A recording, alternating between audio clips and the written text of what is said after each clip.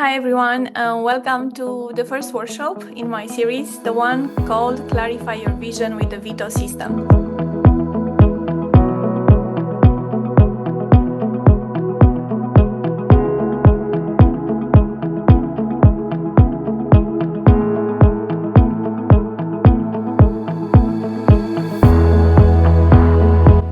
And usually people, when they identify something that they are really interested in, they say, okay, so I'm ready to start my business, right?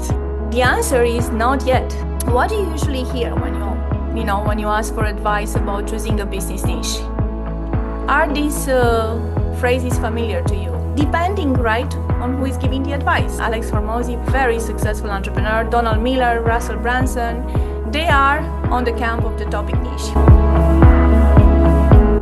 Who is right? A third way. I call it your life niche. Other people call it your aligned niche.